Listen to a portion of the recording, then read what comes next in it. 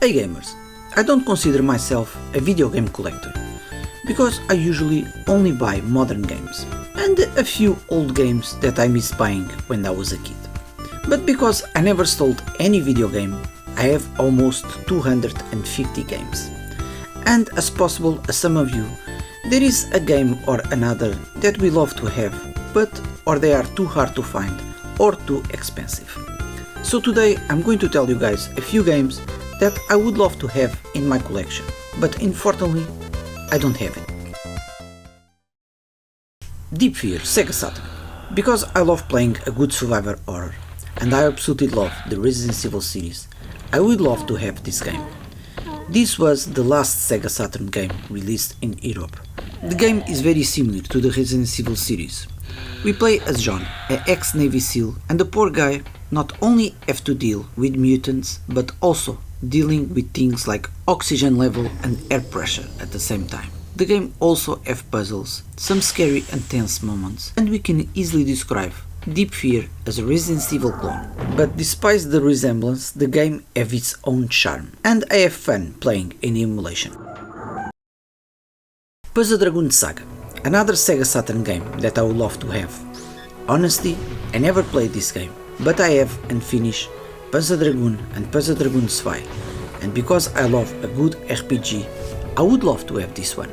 The game uses the typical random encounter system, and battles are a mix between real-time action and turn-based elements. For what I see, and because I love the Panzer Dragoon world, I think that I would love to play and finish this one. Story of Thor for the Sega Mega Drive and Story of Thor 2 for the Sega Saturn are two games that I would love to have. Story of Thor is a Zelda clone with Yuzo Koshiro music, and how can you go wrong with that? The action in both games is in real time, and we have a jump button that we need in some platform parts and also to perform a jump kick. We have a weapon and a secondary weapon, and one of the things that I most love in both games, besides the wonderful music, is the boss fights. All bosses have great design, and we always must find the right strategy to win. Both games are true gem, and it's a shame that many people don't even know them. Super Turrican 1 and 2. If you saw some of my previous videos, you know that I love the Turrican series, and I have the Turrican and Mega Turrican both in the Sega Mega Drive, and the Turrican Flashback in the Nintendo Switch. But I don't have Super Turrican 1 and 2 for the Super Nintendo. I already finished many times both games, but I never get tired of playing any game in the Turrican series.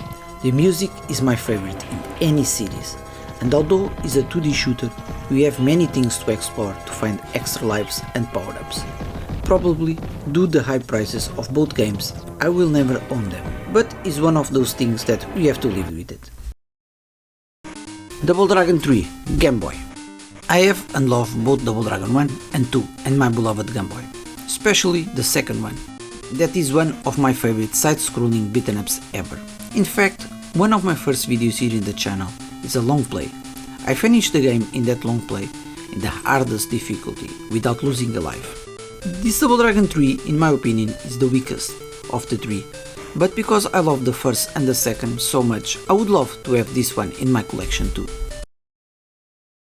Metroid Fusion. I love the Metroid series, and this one is my all-time favorite.